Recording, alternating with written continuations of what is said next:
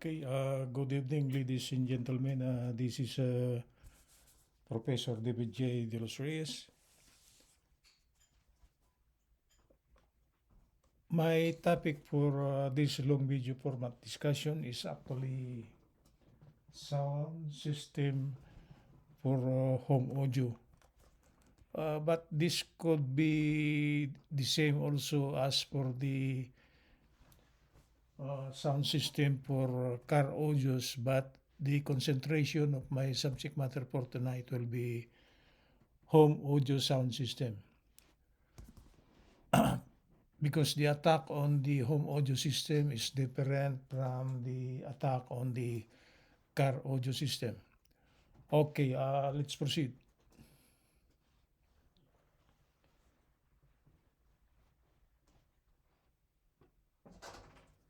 Hold on, I'll get my eraser.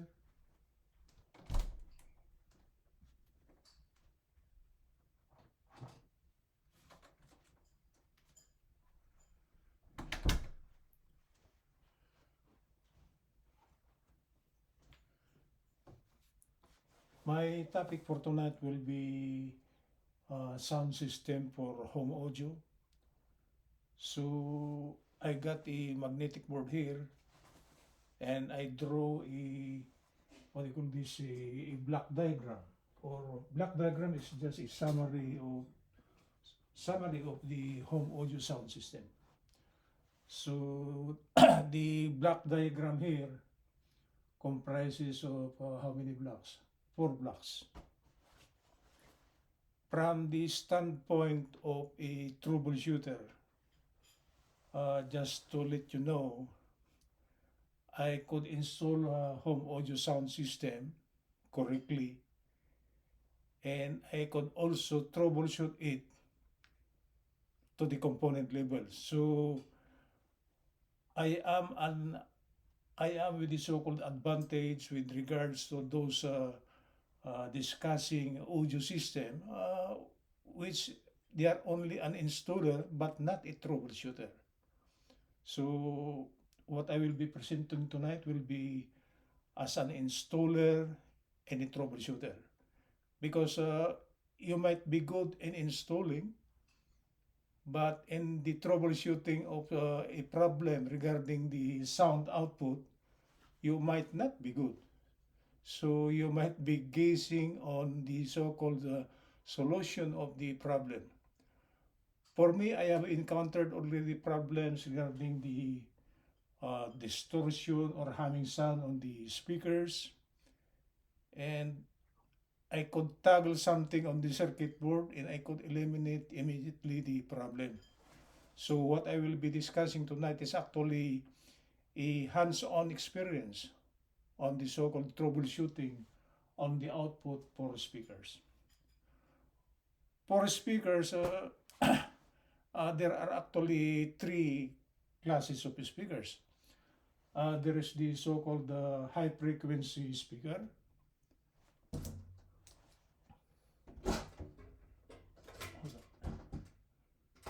Yeah, there's the so-called high-frequency speaker or the so-called tweeter, the low-frequency speaker or the so-called whooper, or the mid-range.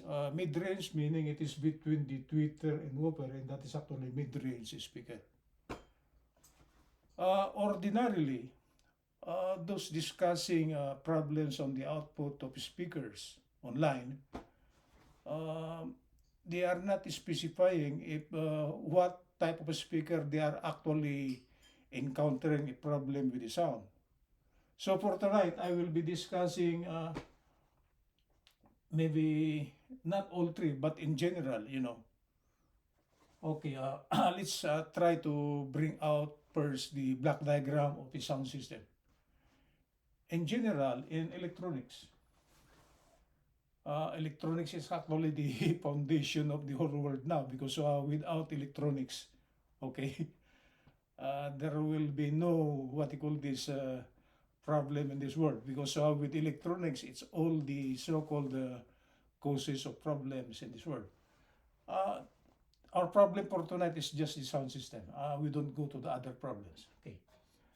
The block diagram consisting consisted of four block diagrams. For a sound system, there should be a power source, okay?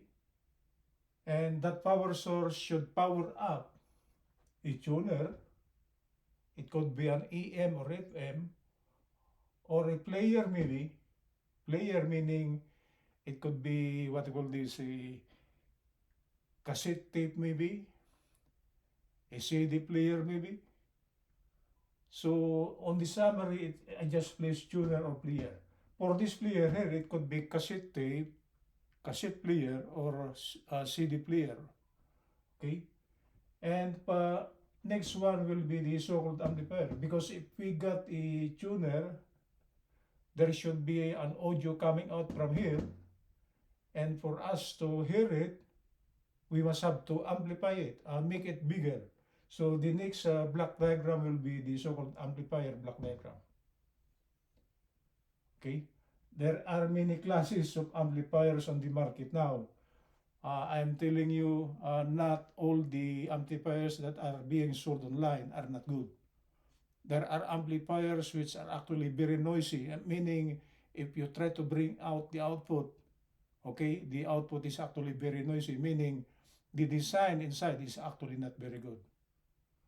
So after the amplifier, we must have to bring out the sound, right? But the problem here is there are three classes of speakers. The high frequency or tweeter, the low frequency or woofer, or the mid-range. Mid-range is between the tweeter and woofer. The frequency of these ones are actually different. Woofer, it's a low frequency. It is low frequency. It's around 100 hertz, something like that. Tweeter should be very high, maybe in the kilohertz range, in mid-range. It could still be in the kilohertz range, but it is between the woofer and the tweeter. So to bring out the output of this amplifier, we got the so-called, I will now be introducing another block diagram here. It is the so-called crossover block diagram or crossover network. Crossover network is just a network in which it is just by definition, if we try to define it, what do you call this, logically, a crossover network is just a network in which, you know, if you try to input a certain frequency, that network will try to determine what will be the frequency that is coming in. So, supposing we input a frequency here, and this crossover network determines that it is a low frequency, so what will come out will be, what will be activated inside will be the so-called low-pass filter inside. Okay, low-pass filter. Low-pass filter meaning all the high frequencies, okay, will be eliminated. It will just pass through the low frequency. So if it determines that it is a low frequency, it will output that sound to the woofer. So it seems a crossover network is just a selector of frequency. It will determine if that frequency should be diverted to tweeter, should be diverted to woofer, or should be diverted to mid-range. Okay? Supposing your sound system is just only a mid-range speaker, the standard thing, meaning at the output you got only one speaker. If you got only one speaker, okay, this crossover network is non-existent. Okay? So there is a problem on the output now. Supposing the output of the amplifier is high frequency, and your speaker is just the ordinary standard speaker. Okay? If it is high frequency and your speaker is just standard, there will be a problem on the sound, because this speaker will be accepting that frequency which is not commensurate to its range. You got what I mean? It is not commensurate to the range it was designed for. Okay? So that is also one cause of so-called distorted sound, right? If your speaker is just mid-range and the audio that is coming in is high range, okay, this mid-range could not tackle that high frequency. So if you try to input that high frequency to this standard speaker, okay, uh, the sound will be different, okay? And other installers uh, conclude that there is this so-called the problem with the sound. The problem is that his speaker is just the mid-range. So if you want to bring out the correct sound for this mid-range, you should have a crossover. So this is general now. We're discussing this one now, assuming we got the three types of speaker at the output. So supposed to be we should have a crossover network, and this crossover network will determine what type of frequency will be injected to each of the speakers correctly. Like what I said, if your speaker is just mid-range and you don't have a crossover network, okay, of course the sound that will be injected to this mid-range will be different, and of course the sound will be different. So it seems it's not distorted, but you could notice that the sound is different. It seems uh, what do you call this? It seems you are drinking too much and you could not handle that drinking. In music, it's also the same. If that frequency is not the frequency that is intended for you, of course, your sound that you will be bringing out will be different. So to correct that one, okay, we must have a crossover network here. That's why the crossover network, the inside of it, it got three filters. The so-called high-pass filter, low-pass filter, and the mid-range filter. And this high-pass filter here is for the tweeter, low-pass filter is for the whooper, and the mid-range filter will be for the mid-range. Like what I said, if you don't have a crossover network and your speaker is only mid-range, and the injected sound or the sound coming from the amplifier is a high frequency, if you try to insert that to the mid-range, of course the sound will be different. It's not a good sound. So for the sound to be good, okay, you should have a crossover network. And supposed to be, if you got a crossover network, you should have three kinds of speakers at the terminals. Okay? Okay, I will try to discuss the first block diagram. This is now generally speaking, from my standpoint, I could install and troubleshoot this one so I know what I'm saying. For the power source, okay, for home audio, of course, we are using the utility power source, so we should have a power supply, okay?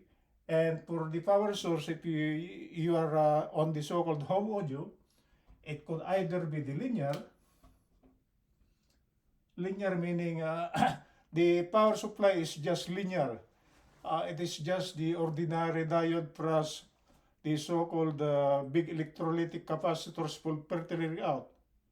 And the other type of power supply, if you are using the home audio, the other type is actually the so-called SMPS or the switch mode power supply. This is a complicated thing. All TV receivers or home audio receivers now uses switch mode power supply. Switch mode power supply. Okay, the frequency of this is actually very high. It's in the range megahertz.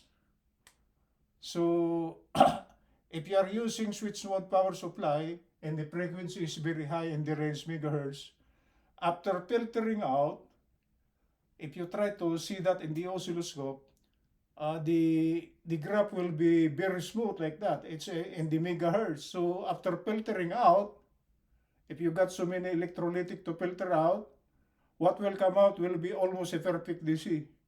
But the problem is, I will now be telling this to those installers which are not troubleshooters.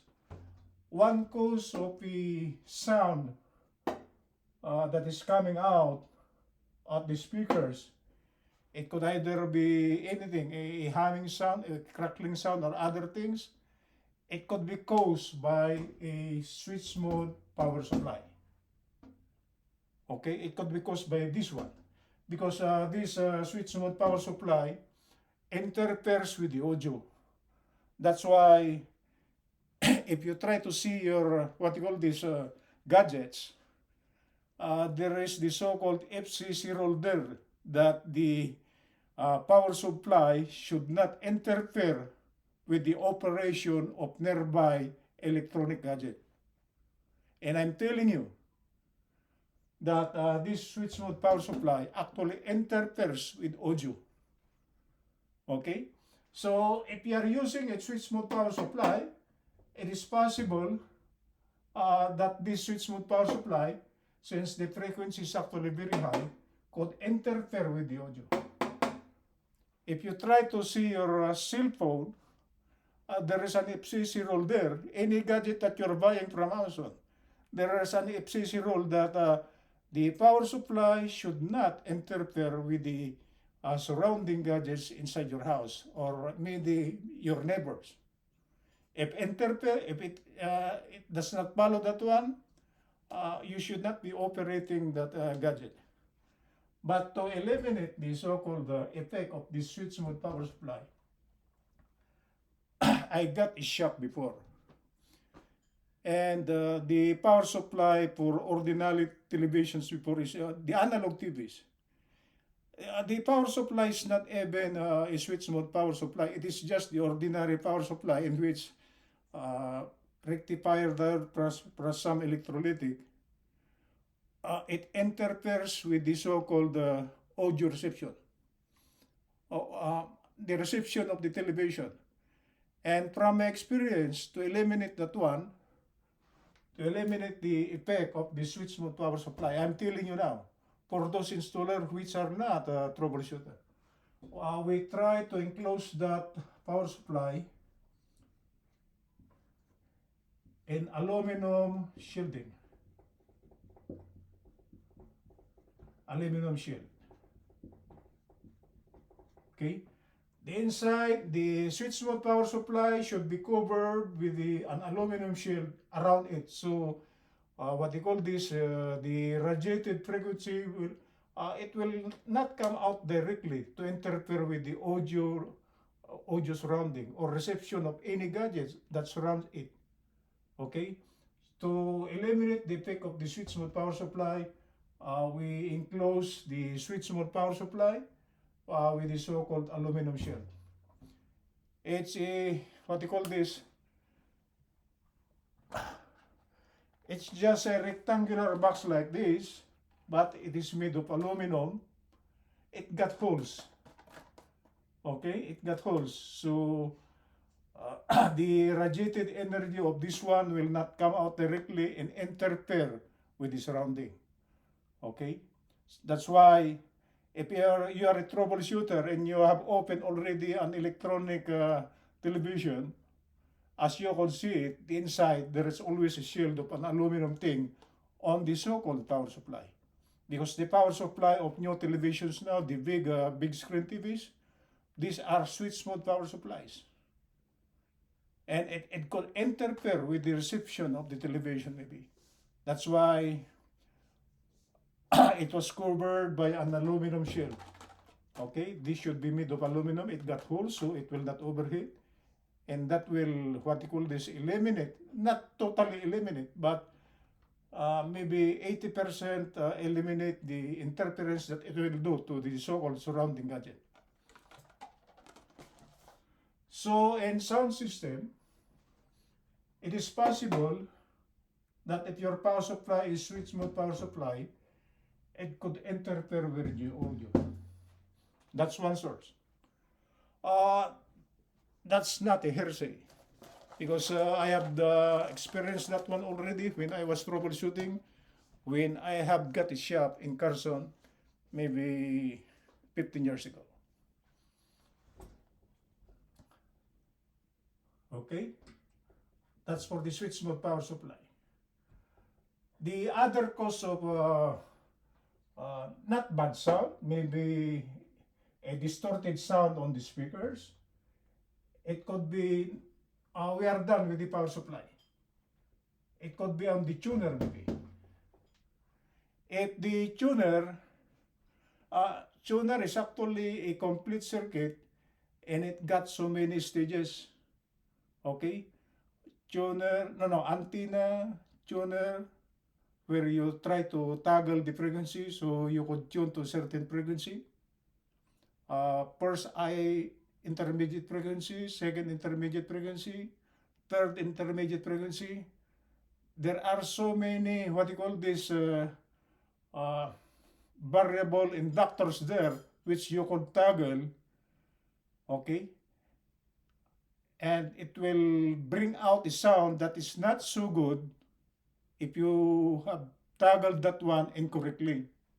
So one cause of a distorted sound on the speaker maybe, okay, will be the tuner.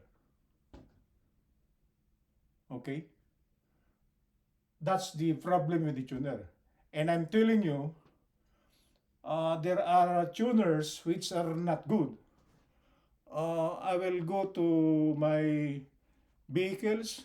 I got the 2006 Sequoia.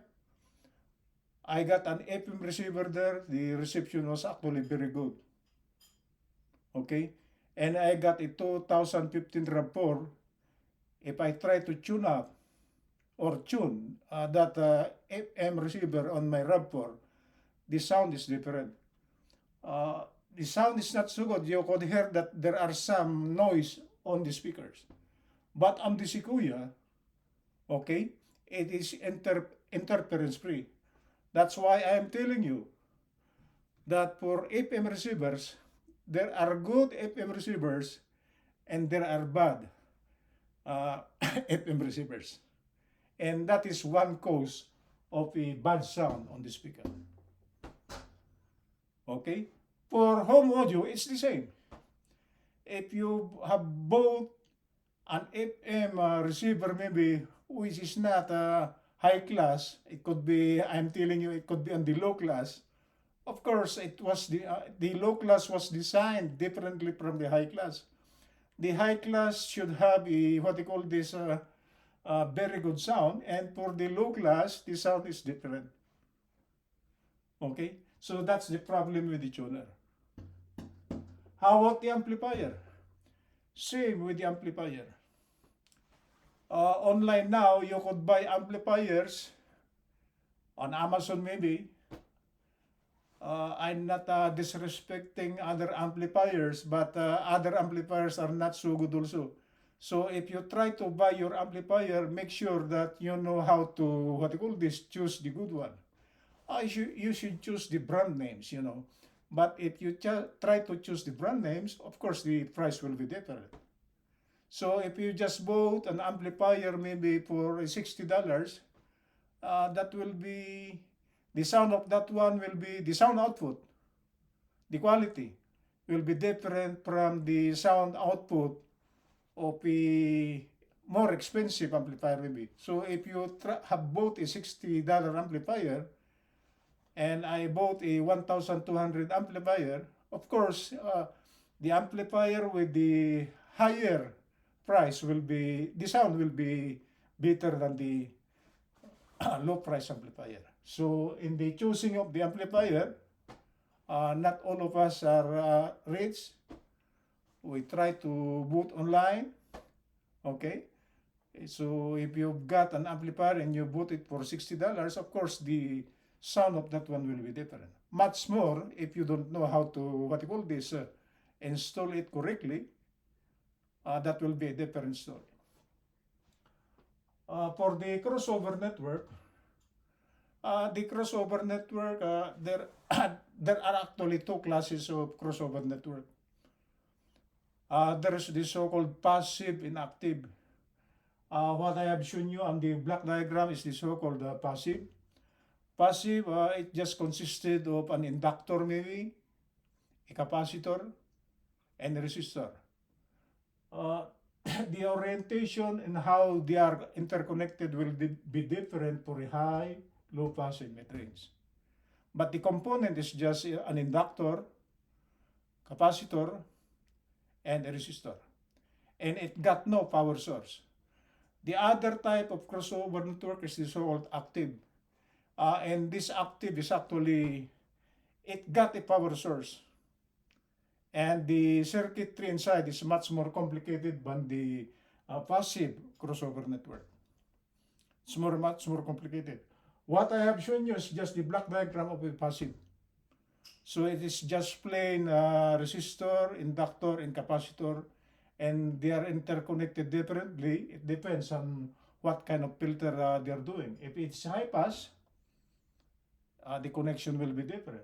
For low pass, of course, the connection will be different. For mid-range, the connection will be different. But the main component are just the so-called inductor, capacitor, and resistor. Okay, let's try to summarize the causes of noise at speakers. Actually, I have discussed already the summary of the noise that will be coming out on the speakers. Number one, my experience as a troubleshooter, because okay, I could work electronically to the component level. Okay, I know how to use my multimeters, the correct procedure on how to troubleshoot without being electrocuted. And from my experience, one cause of the sound that is coming out on the speakers, number one is low leaky electrolytic capacitors at the power supply. If at the power supply, for home audio source, this is not for car audio, because for car audio, the power source is just battery. For home audio, of course, it should be a rectifier plus some filter circuits. So it depends if it is a linear power supply, the ordinary, what you call this, full wave rectifier and electrolytic, okay? The switch mode power supply is actually the complicated thing. It got a switcher, high frequency transistor switcher. That's why it is a switch mode power supply. It is being made alive with the high frequency in the range megahertz. So one cause of a bad sound or a crackling sound on the speakers are actually leaky electrolytic capacitors at the power supply. Those are the big capacitors at the after the rectifier. If those are leaky, if you got a tester, okay, you could test the value.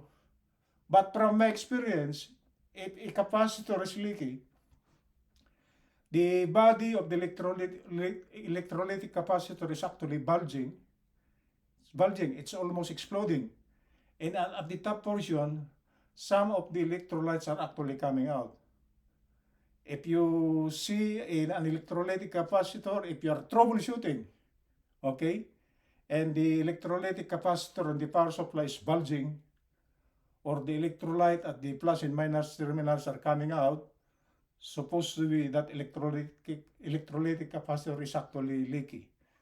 Okay, maybe the electrolyte inside is gone, it's dried out, so it will make a crackling sound on the speakers. That's one, what you call this, very sure cause of the sound at the speakers. Why there is a crackling sound? Crackling because, what you call this, the electrolytic capacitor could not anymore filter out the output at the terminals. So what's coming out, instead of a pulsating DC, it could be that the wave are very high because the capacitor is not anymore filtering out the wave pulsations on the rectifier. That's the reason why there is a crackling sound at the speakers. That is for sure one cause of a crackling sound at the speakers. For those of you who are not troubleshooters, if you are only installer and you do not know the what you call this sign of a what you call this defective electrolytic capacitor, one sign of a leaky capacitor is that there will be a crackling sound on the, what you call this, output. That's number one. That's from a so-called troubleshooter point of view. This is not a hearsay. I have experienced this one already. Okay, so I got a shop in Carson before 15 years ago. The other cause of a sound which is not good at the speakers will be the ground connections of each block should be perfect, no cold solder. If there is a disconnection on the, what you call this, ground connection, okay, for sure there is an unnecessary sound that is coming out at the speaker. Like this one here, this is an audio connection, right? I'll show you the other one. These are audio connectors. This is where the signal is coming in. This metal thing outside is actually the ground. So if you try to troubleshoot the bad ground, you got your multi-tester, okay? Try to connect this to ground on the chassis, okay? And the red terminal, you poke this to this metal thing outside. If there is no continuity, you got a problem with your ground. Okay? So to do that, you should go internally, okay? Then try to resolder some cold solder connections maybe. Because for sure there are some cold solder connections. It might be soldered inside the connection between this one and ground, but the soldered connection is actually cold. It's not a perfect solder. Meaning cold solder, meaning the joint or the connection inside between the chassis and the ground is not perfect. And to correct that one, you just get your soldering gun, okay? Then try to reheat that suspect, what you call this, suspect cold solder. How do you know it's cold solder? Make your guess, right? That's where you're coming. That's why. That's the reason why you are troubleshooting. Okay, you don't know where it is, so what you call this? Make your guess. If you suspect that the solder is actually a little bit bulging, not a perfect cone, it could be a cold solder. If the top portion of the solder is actually something like a round thing like that, the connection inside might be cold solder. Okay, and that is one hint if that solder is actually cold. But if the top portion of the solder is actually cone-shaped like a volcano, okay, you assume that the connection inside is correct. But if you are not sure, even though the solder is actually cone-shaped, to be sure that you will not be repeating something, reheat it also. But the hint, if solder is actually cold, is that the top portion is actually not cone-shaped. It's not pointed. It's round. Okay? So that's the way how to remedy the bad connection for what we call this solder, ground connection. It was soldered, but the connection was not so good, so there's a problem with the sound of the speakers. But beware, for those who are not troubleshooter,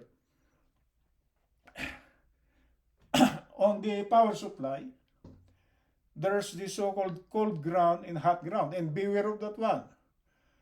You might be connecting to the hot ground, and it just so happened that if you touch that one with this plug in, you got electrocuted. So make sure that you're using the cold ground. Cold ground is actually, it is something like this. For a linear power supply, this line here is the one coming from the utility. This is the transformer. This is the secondary, right? At the secondary, all the grounds is termed to as cold ground. And that is where the what you call this ground connections for audio is connected. It's not the ground on the primary side.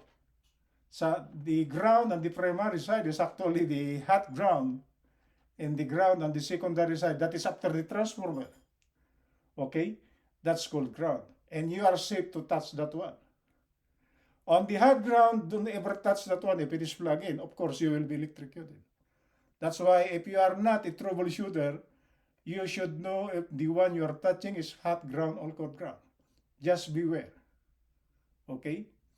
For it to be cold ground, it should be ground after the transformer. Okay? For car audio, there's no problem because the chassis of the what you call this car is the ground.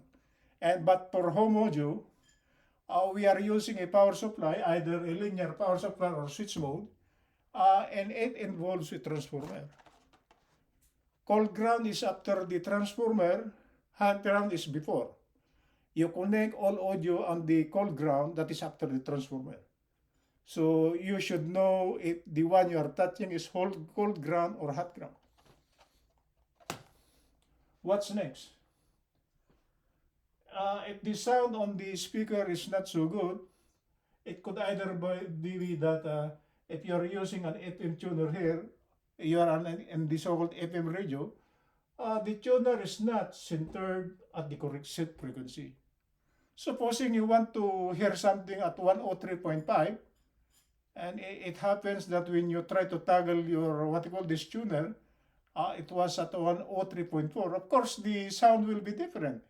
It's a little bit noisy because it is not centered on the correct frequency.